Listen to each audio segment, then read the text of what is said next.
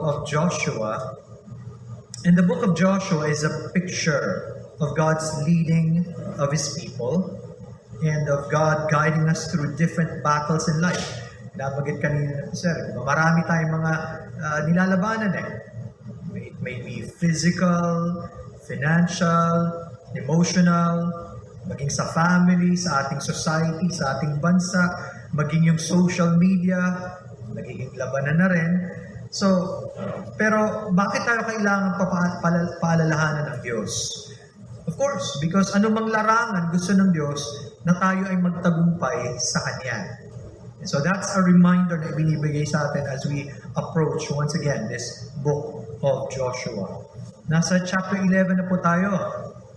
At pinamagatan natin ng Joshua chapter 11, how to handle the greatest battle yet. Paano ba natin haharapin maaaring ang pinakamatitinding pagsubok o labanan na magaganap pa sa buhay natin? Bakit ganoon? Sapagkat kapag binasa po natin ang tagpong ito yung the largest opposition that Joshua and the army of Israel had to face yet. Ito yung pinakamalaking labanan. Lahat ng mga naganap sa kanila, palaki ng palaki, pero ito na yung pinakamalaki marahil. Sapagkat, binabanggit po sa verse number 4, as the sand that is upon the seashore in multitude, with horses and chariots, very many. Imagine yun, gaano karami yun. Pero para magkaroon tayo ng proper understanding of the context, basahin natin yung verses 1 to 5 of this passage. At binabanggit sa atin doon, and it came to pass when Jabin, king of Hazor, had heard these things, that he sent to Jobab, king of Madon, and to the king of Shimron, and to the king of Aksaph, and to the kings that were on the north of the mountains, and of the plains south of Kinneroth, and in the valley and in the borders of Dor on the west, and to the Canaanite on the east and on the west, and to the Amorite and the Hittite and the Perizzite and the Jebusite in the mountains, and to the Hivite under Hermon in the land of Mizpah. And they went out, they and all their hosts with them, much people, even as the sand that is upon the seashore in multitude, with horses and chariots, very many.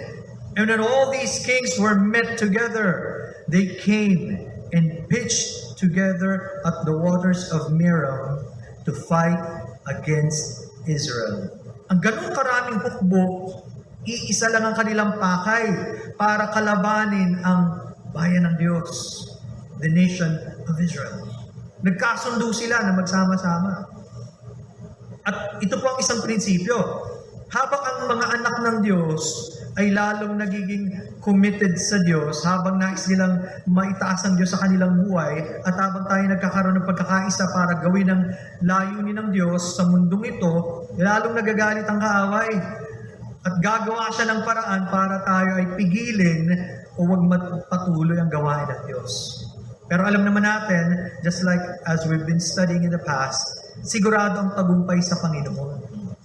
And so, paalala po ito, sapagkat hindi lang silang dumaan sa matinding pagsubok, tayo rin. Kung hindi natin dinadaanan ngayon, dadating yun. Gaano tayo kahanda kapag dumating ang ganung matinding pagsubok? Notice who makes again the great difference. Ang gumawa ng malaking pagbabago in verse number 6. And the Lord said unto Joshua, be not afraid because of them. For tomorrow about this time will I deliver them up, all slain before Israel. Thou shalt not hawk their horses and burn their chariots with fire. Kasi ninyo, ang Diyos ay nangusap kay Joshua. At hindi katulad sa mga ibang labanan kung saan kailangan gumawa ang Diyos ng napakalaking himala. Pero sapat na ang salita ng Diyos para kay Joshua. Sabi natin, no, di ba? Ang Diyos kumikilos siya sa iba't ibang kaparaanan. And this time, yung pangungusap ng Diyos kay Joshua was enough para bigyan siya ng pagpapatuloy ng tapang, and he would then encourage the rest of the armies of Israel. Nagulat ako dun sa term na ito hindi ko ito pinapansin before. The word hawk. Nabasa niyo na ba yung salitang yon? H-O-U-G-H. Pag nakabasa ka ng gano'n, parang though. Pero hindi Pag tinignan niyo, ang basa dyan ay hawk. They're horses. Sa maraming versions like New King James, ESV, and NASB, ang sabi doon, hamstring. At kapag ka pala sinabing hamstring, pinag-uusapan yung mga tendons or muscles na nasa likuran, either sa leg or sa thigh. At kapag pinutol mo yung mga muscles na yon, bagsak na. Wala na. Now, kaya sa NLT binabanggit, then you must cripple their horses. Sa Amplified Bible, to hamstring or disable.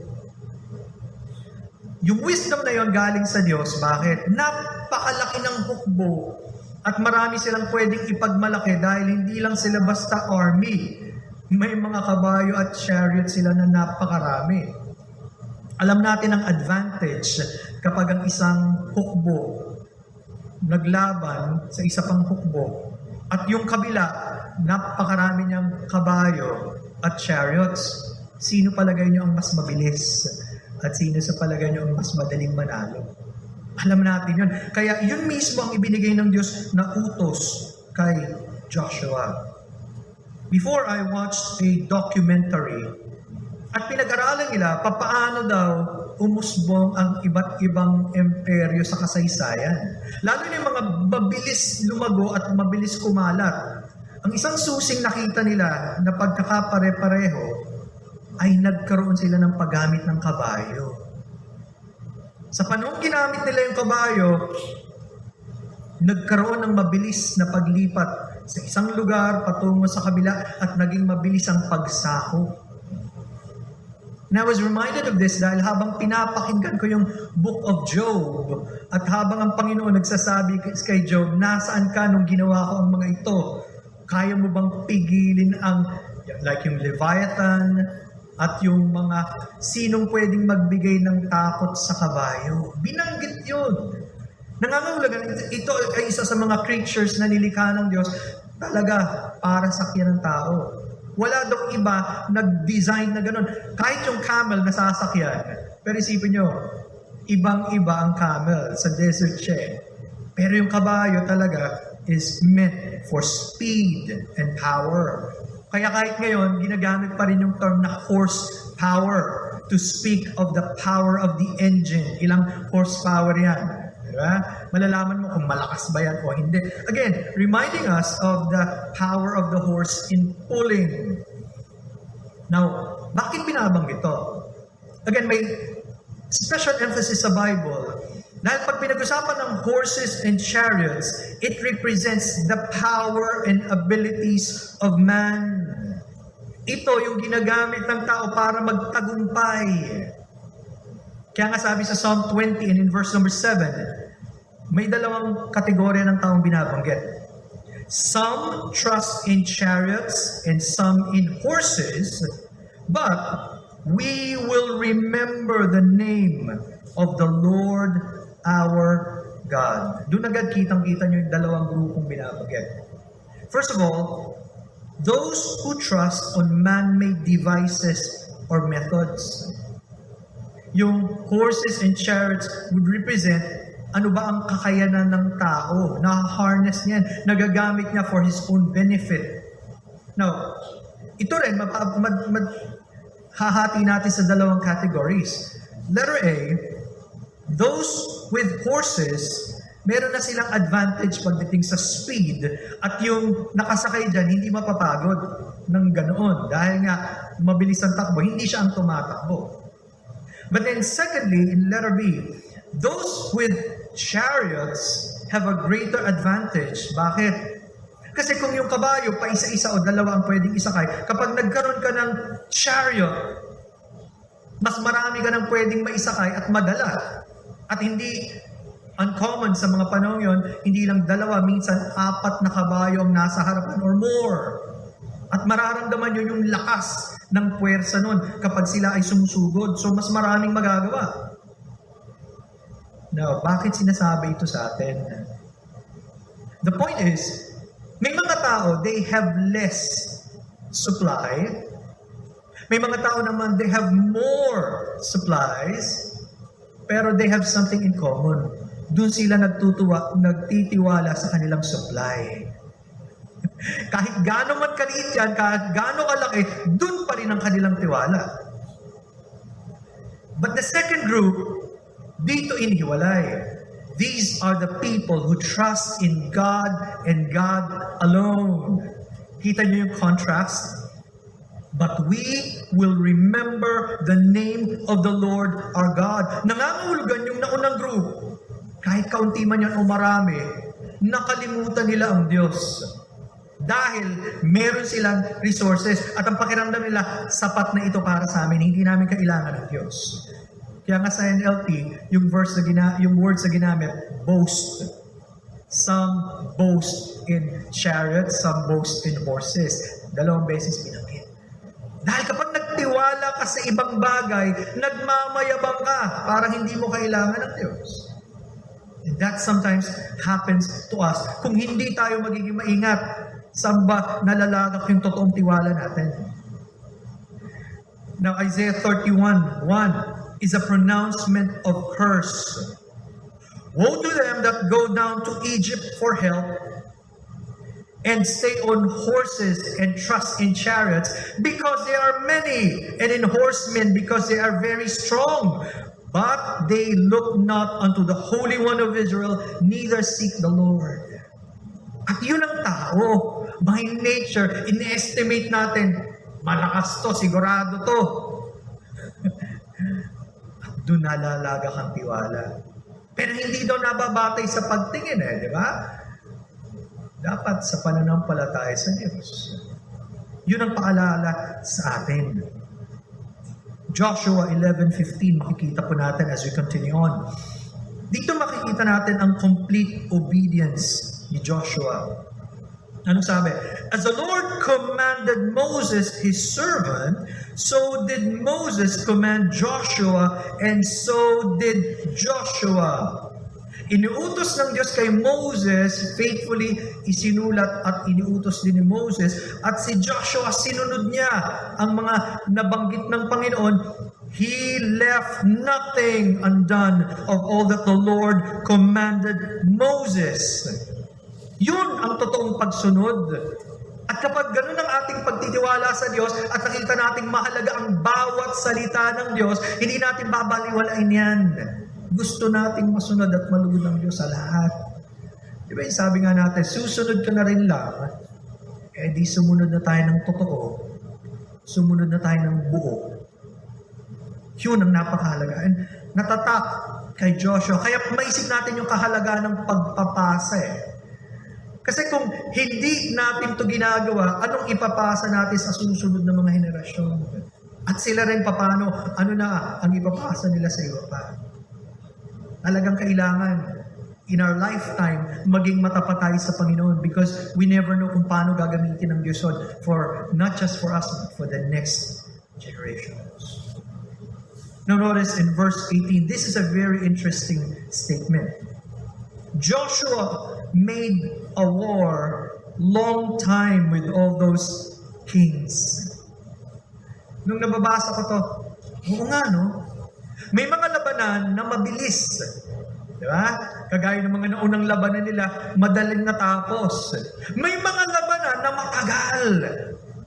At dahil matagal ang labanan, hindi ka po pwedeng sumuko, hindi ka po pwedeng manghina, o hindi ka pwedeng magparelax-relax. May labanan Kung tayo nga daw, hindi kasi natin naranasan, of course, yung World War I, World War II, the other battles. Pero kung tayo nasa gitna ng labanan, hindi tayo pwedeng kukuya-kuya Hindi po pwedeng balik tayo sa normal na buhay natin na wala tayong ginagawa. No, you are in that mode na pakikipaglaban. Ang isip mo is to be able to win, to survive. At ganun din, may mga bagay sa buhay natin na hindi ganun kadaling takasan.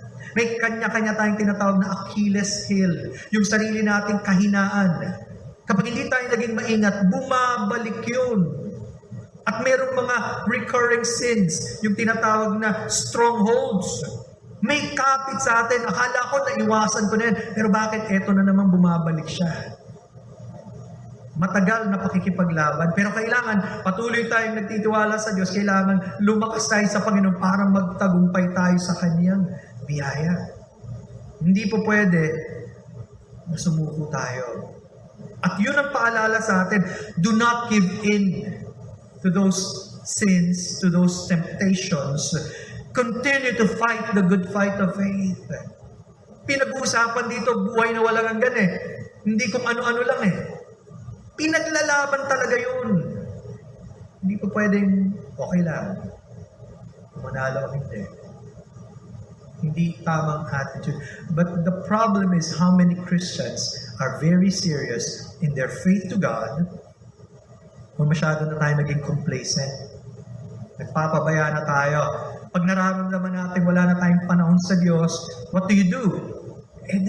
Bumalik tayo sa Panginoon. We repent kung nalalamig tayo. Kung wala na tayong panahon manalangin, magbasa ng scriptures, at wala na tayong pakikipag-ulayo sa Panginoon, di dapat hanapin natin muli siya. Do not allow that to continue on and on and on. Yun ang downfall ng marami. Wala lang. Now, ito nga po yun eh. Makikita natin, natuto si Joshua and the armies of Israel sa kanilang mga naranasan. Bakit anong sabi sa verse number 19? There was not a city that made peace with the children of Israel except the Hivites, the inhabitants of Gibeon. All the other they took in battle. Minsan na silang nagkamali, hindi sila nanalangin sa Diyos, nagdesisyon silang makipagkasundo sa Gibeonites, pero yun na yun. Hindi nila inulit-ulit. At yung mga ibang kailangang labanan, nilabanan nila. They learned from their mistakes.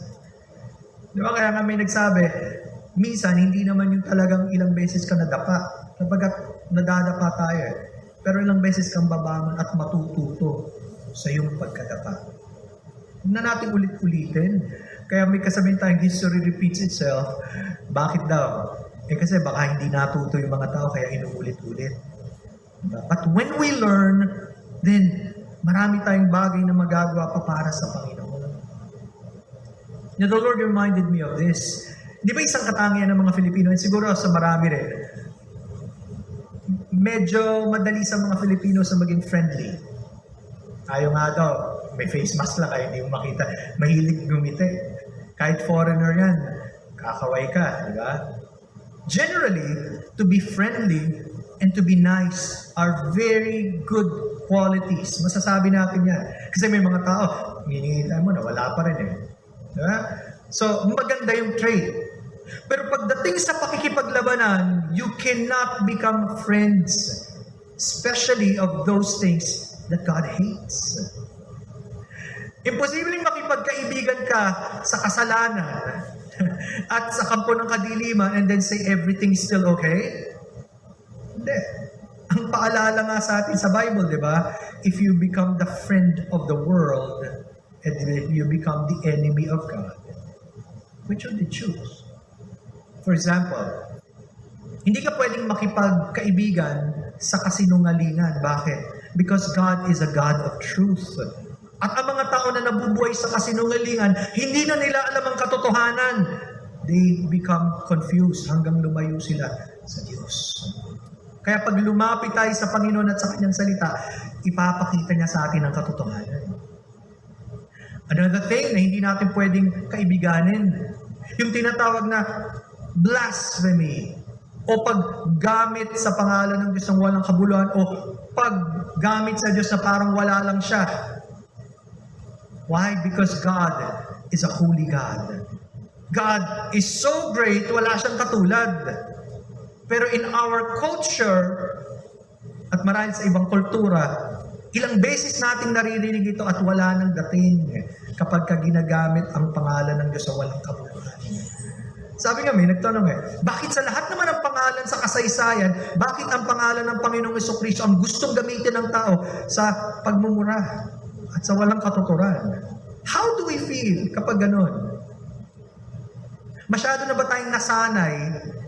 Wala lang sa atin yon. Di ba? If God is truly great, hindi po pwedeng wala lang sa atin. Sabi nga, paano kung pangalan ng nanay natin ang ginamit? Hindi ka ba maiinis? Of course not. Kung walang kabuluhan yan, ba't ko gagamitin yun? Nanay ko yun How much more when it comes to God? And yet, mapapanood nyo to since you're in social media and we watch different movies. Gaano kadalas ginagamit ang pangalan ng Diyos, and then, how do we react? Kapag ito yung tinatawag natin, we become desensitized. Nagiging manhid tayo. Kapag hindi na natin alam sino ang Diyos, ano ang kanyang salita, it becomes okay. And we accept the enemy. Pinapapasok natin sa bahay natin until yung isip natin, yung pamilya natin, naapektuhan na. Mga kapatid, ito yung pagpapakita at pagpapamalas ng Diyos. May mga bagay, at kapag ito yung gusto ng Diyos, dapat gawin natin ang buong sikap. Pag ito yung ayaw ng Diyos, layuan natin at itanggi natin. Huwag nating hayaan sa buhay natin na manatili. You cannot have that attitude na it's okay when God hates it. It's never okay. To be friendly with sin and the enemy of our souls is to dishonor God and to bring destruction to ourselves and our family. Yun ang naging problema natin sa society natin. Huwag nating hayaan na maganap sa buhay natin. Let us honor God by desiring to proclaim Him, to follow Him, to do what He wants. Yung greatness ng Panginoon, huwag mawala, huwag mapalitan ng ibang bagay. At mararamdaman natin, nagiging mas sensitive tayo sa Diyos. Yun ang masarap na buhay ng isang Kristiyano. That's why may mga pagkakataon, we need to fight continually for our faith. Diba? In verse number 20, you would notice about the sovereignty of God. Bakit ko nasabi? Sabi doon, for it was of the Lord to harden their hearts, that they should come against Israel in battle, that He might destroy them utterly, and that they might have no favor, but that He might destroy them as the Lord commanded Moses. Notice, sinong kumikilos? Ang Diyos. It was of the Lord. Nangangahulugan, pag may ginawang pagbabago ang Diyos sa atin, salamat Panginoon. Pero kapag ang mga tao nagpatuloy sa paglayo at pagmamatigas sa Diyos at sa katotohanan ng Diyos, we continue to pray for them. Una, God is able to change people. Diba? Yung puso daw ng hari, nasa kamay ng Diyos. Kaya ng Diyos. Pero kung hindi sila lumapit sa Panginoon, alam natin what will happen. Nasa kamay talaga ng Diyos. Hindi ba Romans 9:16 reminds us, so then, it is not of him that willeth, nor of him that runneth, but of God that showeth mercy. Kahit anong sikap ng tao, gustong-gusto mo. Pero ang sabi, nasa Diyos talaga yan. Of course, we are commanded to come to God, to repent, to seek God. Pero kaya mo nagagawa yan dahil kinikilos ka ng Diyos. Nasa Diyos pa rin lahat. Kaya sabi sa verse 18, therefore hath He mercy on whom He will have mercy, and whom He harden. Panalangin natin, patuloy, ang puso natin maging malambot para sa Diyos, maging tagasunod ng Diyos. Pero again, panalangin pa rin natin hanggang may panahon pa to pray for people na lumalayo sa Diyos. Because again, God is able. Huwag tayong subuko. And then notice in verse number 23, again, sa pagsunod ni Joshua, tinapos niya yung misyong pinapagawa ng Diyos. So Joshua took the whole land according to all that the Lord said.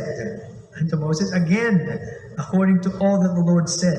And Joshua gave it for an inheritance unto Israel, according to their divisions by their tribes, and the land rested from war. Natupad yung pangako ng Diyos. Nahahatiin nila ang lupang ipinangako ng Diyos sa bawat tribo ng Israel. Pero bago naganap yon, they had to fight. They had to trust God to fight, and then pinakita ng Diyos ang katagumpayan. Sa atin din po, hindi pa tapos ang labanan, mga kapatid. Hanggang andito tayo sa buhay na ito, patuloy kailangan natin na lumalim sa Diyos, magtiwala sa Kanya, ipangaral ang Kanyang ebanghelyo sa mga tao, makipaglaban sa ating pananampalataya. Di ba? Kailangan natin yun. And then, pag natapos ang ating mission, that's the time we would say, just like with Paul, I have fought a good fight. I have kept the faith. I have run the race. Sana ganun, ano? Ibalik ng Diyos yung ating excitement. We're not just coasting along. O parang ganun lang tayo sa Christian life. But, Panginoon, bigyan niyo po ako ng ganung desire for you, to honor you. Ano man ang ibig sabihin nun, help me. And then God will use us for His glory, for the good of other people. Napakasarap kapag tayo naging liwanag sa madilim na mundo. So yun po ang susi. Gaano man kaliit o gaano man kalaki ang labanan, ang Diyos pa rin ang susi. Yung pagpapatuloy natin sa Panginoon. Then, when we receive God's victory, magkakaroon tayo ng kapayapaan. We will find that rest in the Lord. Sana po, may tinuro ang Panginoon at patuloy niya tayong gabayan sa kanya-kanyang struggles na dinadaanan natin. At sana, lalong ilagay ng Panginoon ang desire sa puso natin so that we will fight the good fight of faith and be victorious for the Lord our God. Let us pray. Salamat, Panginoon.